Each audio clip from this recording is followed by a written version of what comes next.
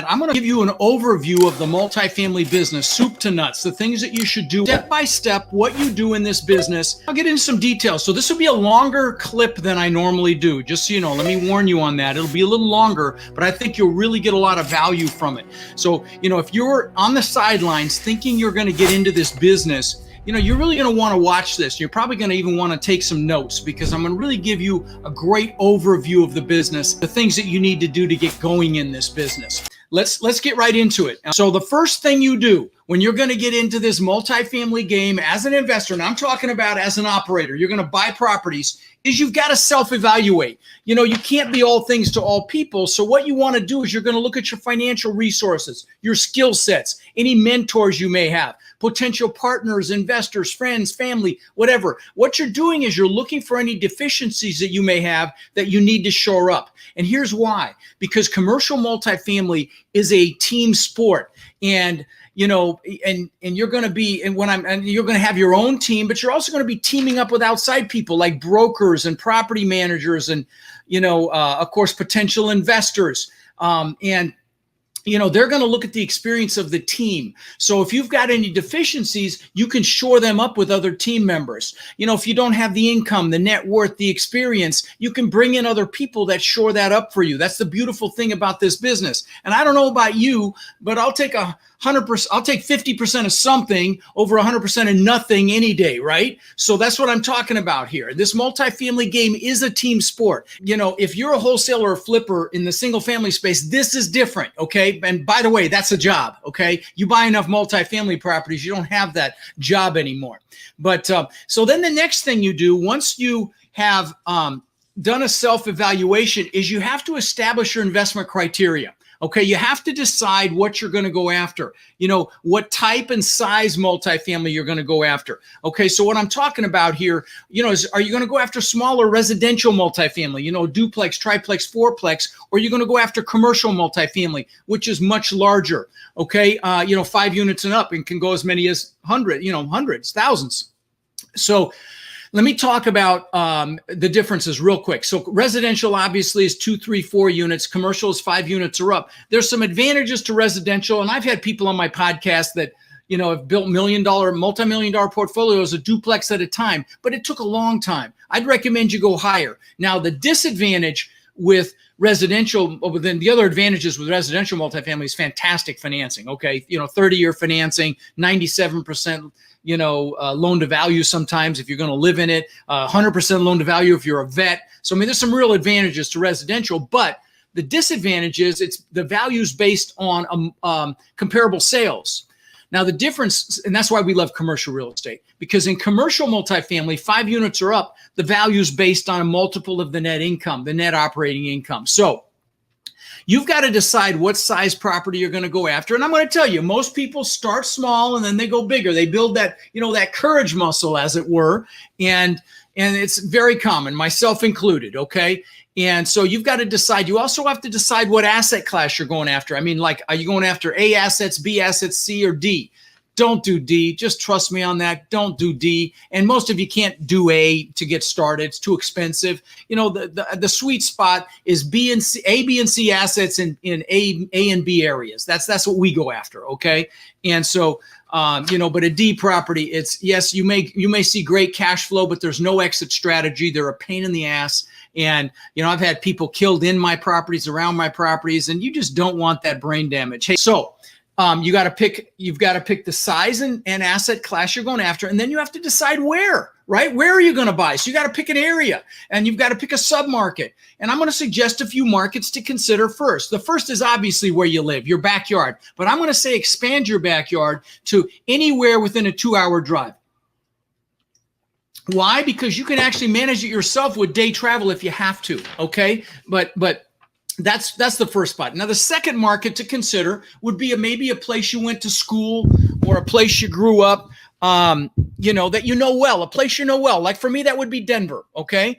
The third option would be somewhere where you have friends or family that live there. In other words, you have boots on the ground. Okay. And they can tell you what's going on there. They can tell you if I'm sorry, I got distracted by a comment there. Anyway, forgive me. So they can tell you what's happening there. They can tell you if businesses are moving in or out. They can tell you, they can go look at a property for you if you need it, whatever, that would be the third option. Now, if none of those options apply, then stay close to home. Don't, if you're in the West Coast, don't go to the East Coast and vice versa. That's crazy. There's enough low-hanging fruit much closer to where you live, regardless of if you live in LA or Manhattan. Doesn't matter. There are great low-hanging fruit near you. Now, once you pick a market, you need to check a few things. You need to make sure that market is growing. You need to make sure population, income, and jobs are growing. Very, very important. And where do you do that? You can go to bestplaces.net. That's a website. You can go to citydata.com. You can go to datausa.io. You can go to census.gov. And you want to make sure that population, income, and jobs are growing. What do you think is the most important? Jobs. Okay. And like, especially right now with COVID, this asset we just bought in Cincinnati, I literally looked line by line where every single resident was working, where they were working, just to see if I thought that business would be impacted by COVID. And of course, it's been much worse than we thought, but I literally did that because it's so important. The other thing you want to make sure of is that you're not doing a one-horse town. And what I mean by that, there's one major employer, even a military base. You don't want to do that, because if that horse dies or gets sick, you're screwed. Okay. Leaves town, you know what I'm saying? So very, very important. No one-horse towns. All right. Then the next thing you want to do is you brand yourself. And it's pretty easy to do. You just got to set up an LLC. It can be, Rod's Capital Holdings, or, a lot of, you pick a name that's got capital at the end, or holdings, or real estate, or partners, or, investments, or whatever. And, like ours is REM Capital Partners, and, whatever, you pick a name and you make sure you check it with the Secretary of State to see if it's available. I would recommend that you also do a trademark search to make sure nobody's using it. One of my students had that bump up against him.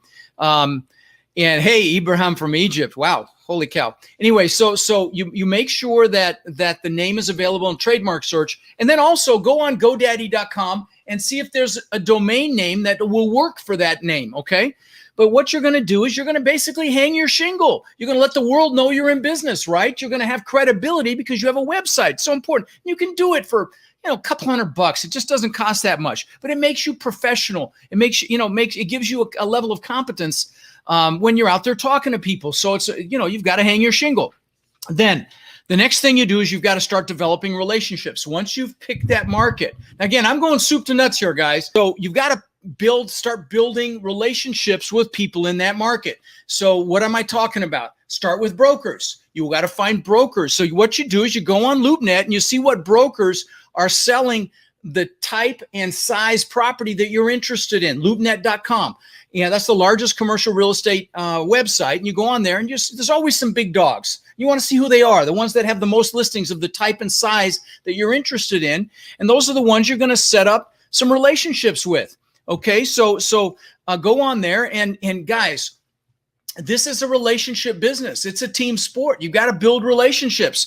And what is a relationship? Nothing more than a friendship, right? And so you start these relationships, reach out, and you also want to develop relationships with bankers. Now, I'm not talking about the big national banks like BOA, Bank of America, BB&T, Fifth Third, Wells Fargo, Chase. None of those. I'm talking about local and regional banks. Why?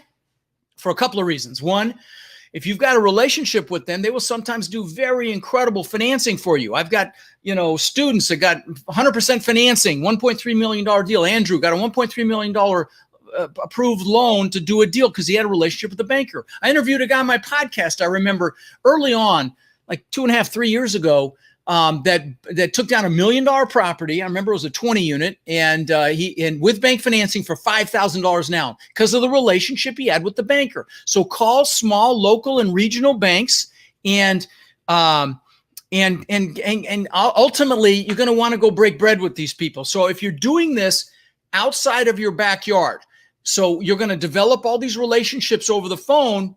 And then ultimately you're going to have to go meet these people, but you're going to do bankers, you're going to do brokers, and you're also going to do property managers. I will tell you, you will learn more about an area by interviewing third-party property managers than probably anybody else you talk to. They know what the rents are. They know who the businesses are. They know the demographic of the people that are renting the properties. Very, very important that you develop relationships with all these people. And if they have a property that they are managing and they know that the owner is going to sell it, who do they want to manage it? Someone that they know. I can tell you, one of the big hitters in my multifamily boardroom mastermind, Glenn, I think he got like over 1,000 doors from a property management company because they referred him to him. So we're going to take a quick break from this incredible episode for a word from our sponsor, my incredible freaking Warrior program. If you look in the mirror and think about how things are going for yourself, are you thriving or just surviving? If you're just surviving race and propel your life forward, you have to take action. You actually have to do something, right? Now, if you haven't heard, I've got this amazing mentorship program. My students are called my Warriors, and at last count, they own somewhere between 190 and 200,000 units that we know of. It's an extraordinary group of people that are just flat out crushing it in multifamily. And here's why that's a big deal.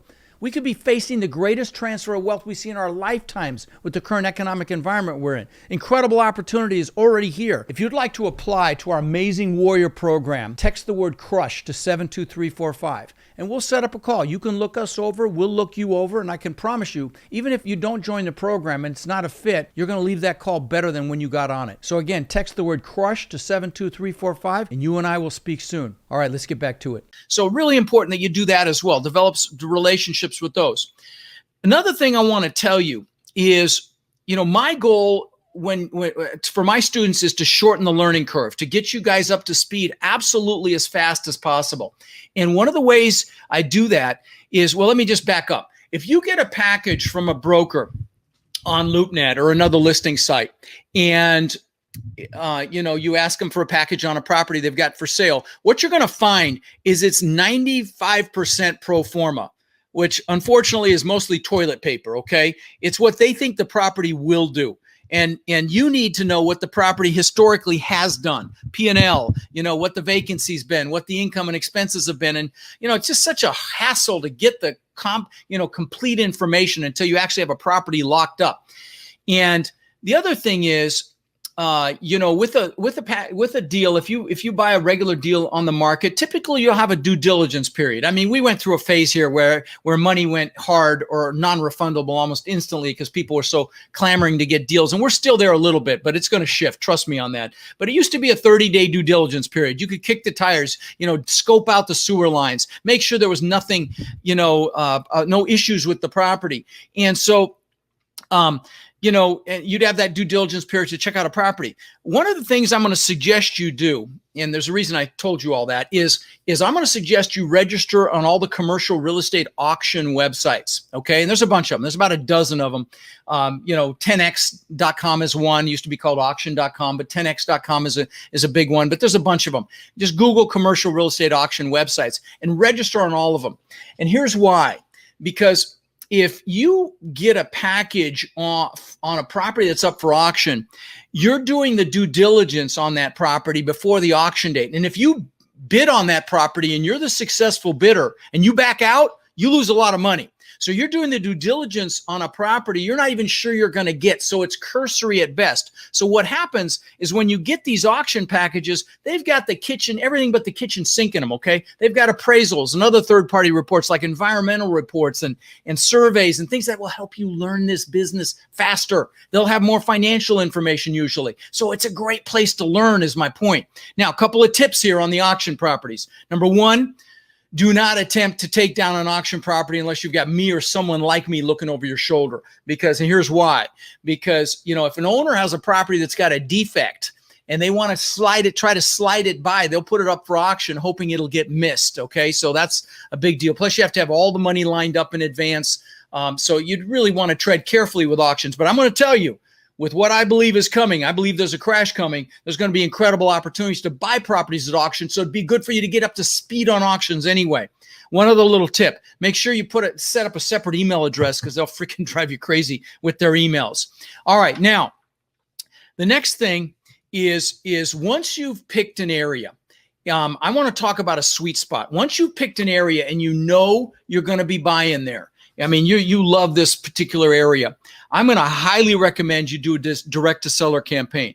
Now, what do I mean by that? What I mean by that is you actually market to the sellers. You do a mailing campaign, for example, maybe even outbound call campaign. You're thinking, oh God, I don't want to do this. I'm not talking about thousands of letters here, guys. But let me say this to you. Let me pre-frame this. And that is, if you're willing to do what other people aren't willing to do, you will always be a success. So that's what I'm talking about here, is being willing to do what other people aren't willing to do. So let me give you some tips about mailing. So, most mail, if you get most mail gets about a 0.5% response rate. If you get more than a 0.5%, you're really happy. 1%, you're really happy. If you do what I'm going to suggest, I have gotten on consistently a 6 to 9% response rate, like 100 letters, 6 to 9. And I'm not kidding, 6 to 9 responses. So listen up. So the first thing is, when you create your mailing list, I'm going to suggest you go after people that have owned at least 20 years. And I'll tell you why that's a big deal in a minute. Now, so we're talking, and I would suggest you go after like 5 units to maybe 50 units max. Don't go higher than 50. And here's why. That's a sweet spot. It's mom and pop sellers. And if you get sellers that have owned a property for 20 years, there's some real advantages there, which I'll explain in a minute. But what you want to do is you pull that list, and it's going to be, even in Tampa, in a giant MSA like Tampa or Phoenix or something, it's going to be a few hundred max, okay? And in fact, if it's too small, I'd go to, somebody who's owned at least 10 years. I'd expand it a little bit. But pull that list, and then Jennifer bought a 4-unit sending out letters. Owner called me after a year of waiting. Yes, that's very common. They'll hold on to the letter and call you later.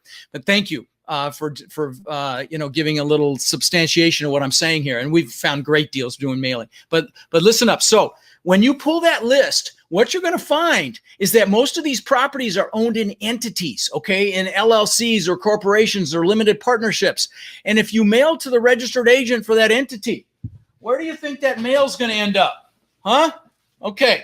So what you want to do is you want to break down the entity. And you're saying, oh my God, more work? Yeah, more work. What you want to do is you want to look up every one of those entities and see who the principals are, the owners, and get their home address and mail them there. Okay.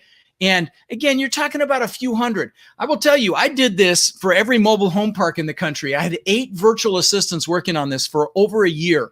And it's the only reason I had that many is because they literally was the whole country. But you can hire VAs to do this stuff. 6 of those, I was paying $1.93 an hour, 40-hour work week. They spoke English. They were thrilled to get it. Wasn't Rod taking advantage of them? And we did the whole country. But anyway, so you can have a VA do this, or thanks, Paul. You can have a VA do this, or you can have a stay-at-home mom do this, or a vet do this stuff for you. You don't have to do it yourself. You could do it yourself, and but anyway, so you break down the entity, you mail them at their home address. Now, here, let me give you some other tips. Okay, number one, if you do an envelope, it should always be handwritten.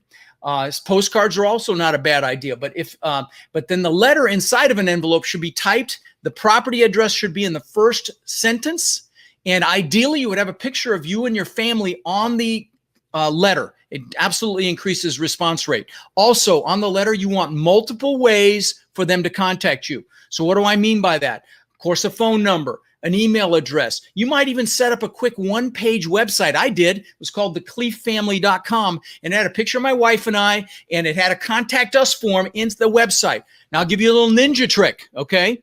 If it doubles the postage cost, but we got really good response with this. We put a little card in there that says, if you're interested in selling your property, please give me the address of the property, how many units it is, your name, phone number, and so on, and self-address stamped. Because, if you're an 80-year-old, owner, you're used to doing the mail. And so we got great response putting that card inside the letter, just FYI. And I don't think I've said that publicly, but maybe one time before. So that's a ninja trick for you. Now, also, let me give you some examples of doing what other people aren't willing to do. So I interviewed these kids on my podcast, kids, they were in their 20s, Sterling and Jacob, and they had just closed on a 46 unit that they found by driving for dollars. Okay. I mean, who does that? People do it in the single family space, but hardly anybody ever does it in the multifamily space. It's like a duh. Okay. So that's number one. Now, these same guys had a 50 unit, and I may be wrong by a unit count on this, but real close to this, a 50 unit under contract that they found by calling for rent ads in Craigslist and saying, hey, are you interested in selling?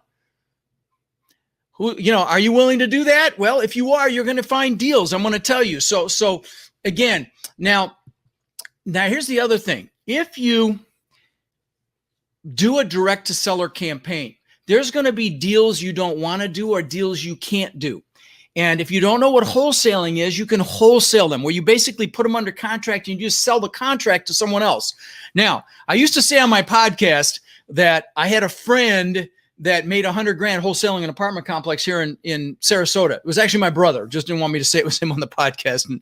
But I have now since then had two students made one made 100 and one made 108,000 wholesaling apartment complexes. Okay, so guys, there's big bucks in this in wholesaling as well.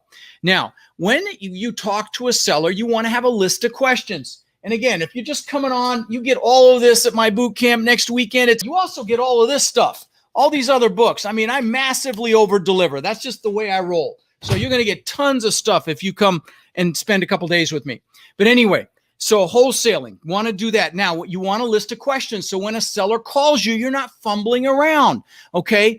But so really important that you have that, and you get all that if you come spend a weekend with me. But also you want to be really good at what I'm about to describe here.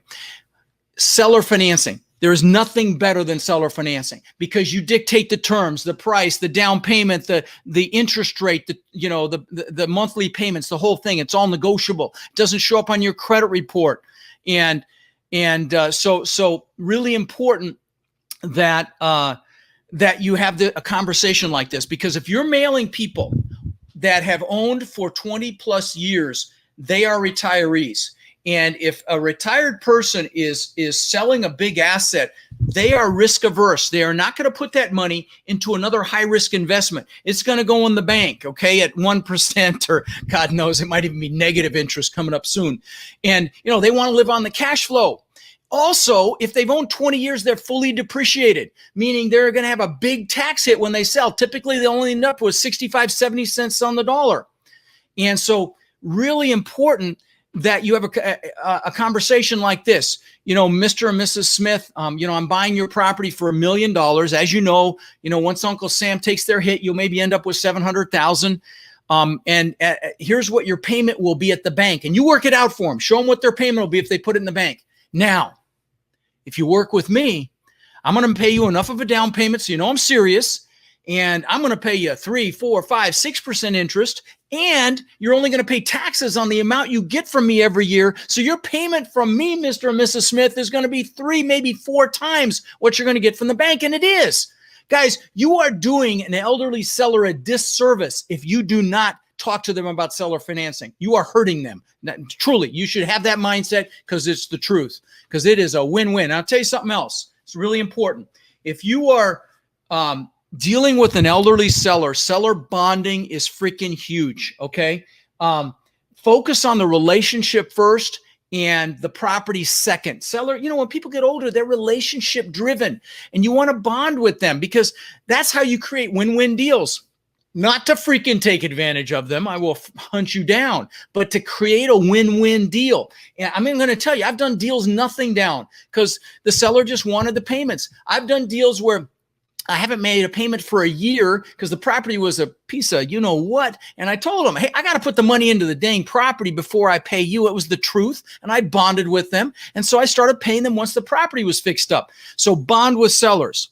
Now, another thing that you have to realize is that when you get into this business, this multifamily business, this incredible freaking business that we're in, you've got to put on your long game hat, okay? This is not a get rich quick thing. It's to become super freaking wealthy over time thing, but you've got to, take off your get rich quick hat and put on your long game hat. And what I mean by that is you really need to treat this as a business. You need to systemize it. You should get a CRM system, client relationship management software, to keep track of the people you're communicating with, the potential investors that you're going to go after, the brokers, the property managers, and all these people that are going to be on your team, external team and internal team, maybe partners that you're going to align with. By the way, one of the things you'll get at my boot camp is a list of questions to ask a partner when you're forming a partnership, okay? Because a lot of partnerships fail because the hard questions don't get answered up front. I shook the whole thing with this. There's look at how much paperwork you're getting here. That doesn't even include the manual at my boot camp, okay? It's like freaking pounds of it. Anyway, I was taught from a mentor, the people that add the most value have the biggest reach and frankly make the most money. And that's how I roll. I add as much value as I can. And that's not me bragging. That's just the way I roll. I literally just finished this book, just finished the syndication book, like in the last week. It's 200 pages. Okay. So again, you'll get all that this weekend if you join me. And Jennifer, yes, you always run a camera through the sewer pipe before buying, especially if it's an older property, and especially if there's trees and there might be roots. So thank you for sharing that. Yeah, you scope the lines, it's called. All right, now, you treat this like a business and you systemize it. So what's a CRM? It's client relationship management software. There's some free ones or practically free ones. We use HubSpot. I've used Salesforce, which is the most expensive one, and a big one owned by Mark Benioff. But free ones would be like Zoho, really simple systems, Insightly. Some of the single family players use Podio, but you want a CRM, not just an Excel spreadsheet, because it'll help you track and organize this. Guys, every business is nothing but people and systems. You're the people, you need the systems, okay? Very important. Now, let's talk about evaluating market rents. Rents have gone up so much in the last few years. It's like I can't even keep track of it. And so, let's say you find a 25 unit in a market that you're not completely up to speed on what the rents are. Okay, so you're going to go to Zillow.com, you're going to go to apartments.com, you're going to go to RentBits, Rentometer, and you're going to see what 2 bedrooms are renting for, right? Not nearly enough. You must make sure you are comparing apples to apples. Okay, so here's what I mean by this. You have to check, the obvious stuff like similar size units, same age buildings, similar area or same area, similar amenities, but the not so obvious stuff, like let's say the building you're looking at has washer dryer hookups and you compare it to one that doesn't. That can be a $50 per month per unit difference, okay? I'm going to show you the ramifications of this in a minute. Or let's say that the building you're at pays let's say the building you're looking at, the tenants pay all their utilities, all the water, electrical, everything they pay. And you compare it to one where the owner pays all the utilities. That could be $150 a month difference. So let's say on that 25 unit property, let me give you an idea of what $150 difference in rent would be. 150 times 25 times 12. And let's say it's a 6 cap divided by 0.06. That $150 difference in rent, if you screwed that up on a 25 unit, not a big property, 25 unit is a $750,000 screw up on value. That's why it's critical that you get the rents right, guys. Okay, very critical. Make those phone calls. Very, very critical. All right, now let's see. Valuing market rents. Right. Okay. Now you've got to learn syndications, but let me give you a high level overview on joint ventures and syndications. All right. So I did a lot of joint ventures when I was young in my 20s, where 50-50 partnerships. I did all the work. They put up the money. They actually signed on the loans, and they had some decision-making capabilities. So it was a joint venture. They were actively involved. Now, and you can do that. I'm going to be doing some joint ventures as this market tanks and, pulling in people just to do 50-50 deals like that as well again. But if you take money from someone and thank you, Jose, boot camp no brainer. By the way, if you're watching this and you've been to my boot camp, please put a comment in there about what the experience is like. I've never had a complaint. Well, that's not true. People complained because the breaks were too short. Because I pack it in, 15-minute breaks. That's it. So do your business fast, bring the food, eat it while we're talking. But I've never had a complaint beyond that. Anyway, Syndications. If you take money from someone and you offer them a rate of return and they are not active, you have to syndicate. Now, it's not something to be afraid of. You just hire an attorney. I'm going to have a syndication attorney, Mauricio, at my boot camp teaching that. And, it's just basically it's writing a check and having someone do the paperwork for you so you dot your I's and you cross your T's. That's it. You don't want to screw around with that. And it's stupid to screw around with that. So anyway, there's that. But you want to get up to speed. Now, there's two types of syndication that you're going to be you need to know first. Okay, I'm not going to get into all the ones that once you get larger, but they are a 506B and a 506C. The 506B is the old one. It's the one I grew up on, and basically you have to know someone before you can pitch a deal to them, and now you have to have what's called a substantive relationship with them. So you can't pitch it. You can't put it out on Facebook if you've got a deal. You can't talk about anybody to somebody you don't know. You can't pitch a deal. That's a big no-no. But if you know them, if you've got a relationship with them, then you can pitch a 506B deal. Now, I do 506C. This came about from the Dodd-Frank Act, and that 506C is you can advertise it. I scream it on my podcast, and obviously my dance card gets filled very quickly because I'm in so many years a week. But if I have a deal, I talk about it and no problem. I can market it. I can put it on Facebook, all that. But the caveat is I have to only bring in accredited investors. Okay. An accredited investor is someone that makes $200,000. If they're married, they make $300,000 with the expectation of it to continue, or they have a net worth of $1 million that does not include their personal residence. So that's an accredited investor, and that's all I do. So I can advertise. But again, 75% of the market is the other one, the 506B, which is kind of like the friends and family one. And, sometimes I'll see them, put on Facebook, and boy, I'll tell you something, that's a knock on your door you do not want, the SEC. Trust me. There's a big name in the business right now that's going to get a look at by the SEC. I'm not going to name names, but you'll see it in the news. All right. Anyway, so the other thing is you need to get up to speed on the financing. So you've got to connect with a mortgage broker and find out about agency loans and Fannie Mae and Freddie back non-recourse loans, meaning if they foreclose, all they take is the property. They don't come after you personally. And there's some fantastic loan programs out there. You just have to get up to speed on them. I can't do that in this time right now. But again, I'm going to have a loan broker at my next week's weekend boot camp. So that's going to be explaining all that and teaching all that. But you've got to develop that relationship. Now, the next thing is understanding bank financing, when you would use a bank, when you would go with Fannie Mae or Freddie Mac debt, when you might go with a bridge lender, when you might bring in mezzanine debt. I can't get in all these descriptions right now. It's just not enough time, but you just got to get up to speed. And it's like anything. How do you eat a whale? One bite at a time. You just learn it. But guys, when I tell you there is incredible opportunity coming, please hear me.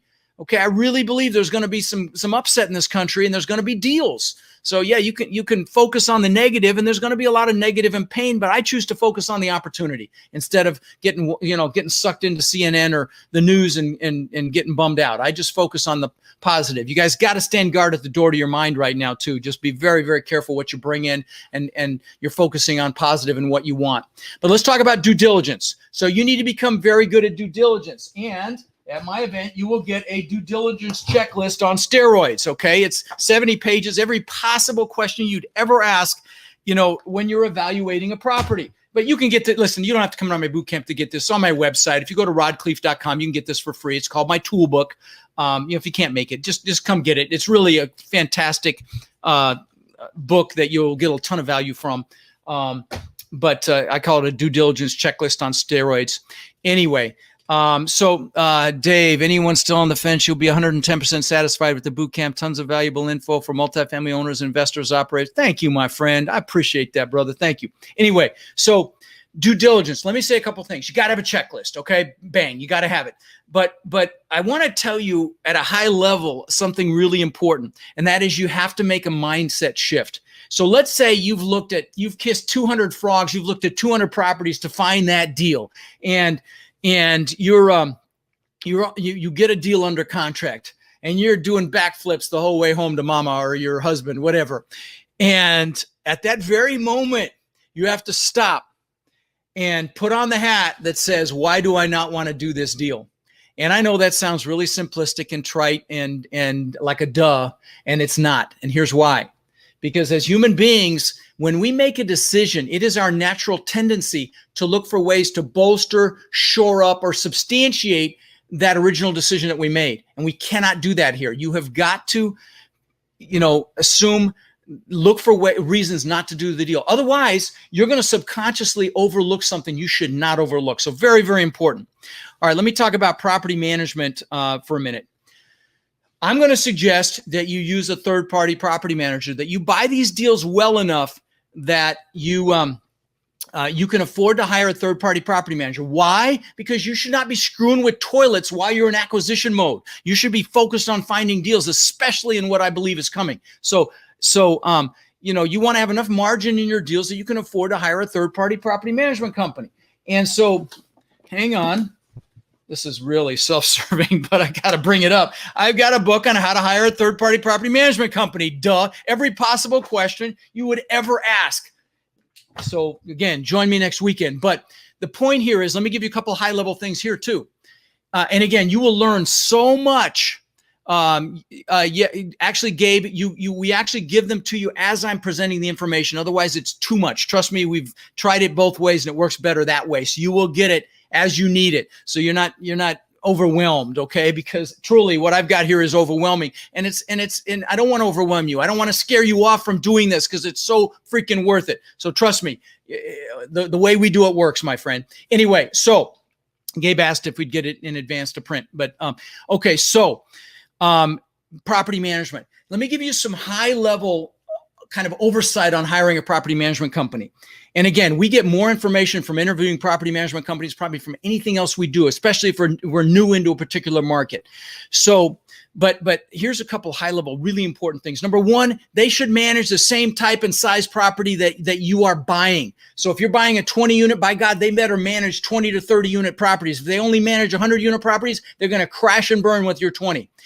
Also, if they only manage 20s, they're going to crash and burn with your 100. So it's got to be the same size, but it also has to be the same asset class. If they manage A and B assets and you give them a C minus, they're going to crash and burn because they can't handle slow pays and the maintenance issues associated with that. And if they only manage C minus properties, they're going to fail miserably with your A asset. So again, same asset class, same size. It's got to be the same. They've also need to have a regional that lives or operates in that market. That they're there all the time. Maybe they have other assets that they manage. Ideally, their office is located there, but if not, definitely want a regional that lives by and all that.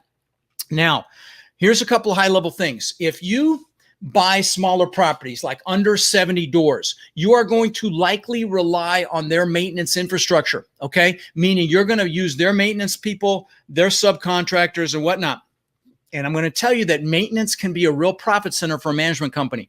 They'll hire some kid at $15 an hour and bill them out at 100. You really need to dig into how they handle their maintenance. Now, if you buy 70 units or higher, chances are the property can support its own maintenance man. Sometimes even smaller. In the high rent areas, you might be able to do that with a 50 unit. But the point is, then they'll have an on-site maintenance guy. So this doesn't apply so much. But you want to dig into the maintenance because otherwise you can get screwed. Okay? Ask me how I know. All right. By the way, at my live events, I used to do totally live events. Now, of course, they're live stream, but I've got t-shirts that say, ask me how I know, because, I bring up where I've made a mistake and I've made every freaking, trust me, you can't possibly make as many mistakes as I've made. So, but ask me how I know. It's pound, ask me how I know. It's hilarious. Anyway, so another property management thing is check out their digital infrastructure. Look at their website. Can you view a property online? Can you do a tour online? Can you apply for a unit online? Can you put in your maintenance online? Because if not, they are a digital dinosaur. Okay. And you can't afford to do business with them because, 70-80% of the world lives on their freaking phone. Look at my tore up phone, lives on their phone. So really important that they're not a digital dinosaur. Very, very important. Okay. All right, so I don't have any questions. If you guys have any questions after all this, throw them in there. I'll answer them later. I've been running now for 40 minutes, so I better put a sock in it. Anyway, I hope you guys have an awesome weekend. And again, if you've got some questions, come see me. If you want a code to come out and spend 2 days with me for $97 where I'm not selling anything, just DM me and I'll get it to you. Anyway, guys, be well and go kick ass. Talk to you later. See ya.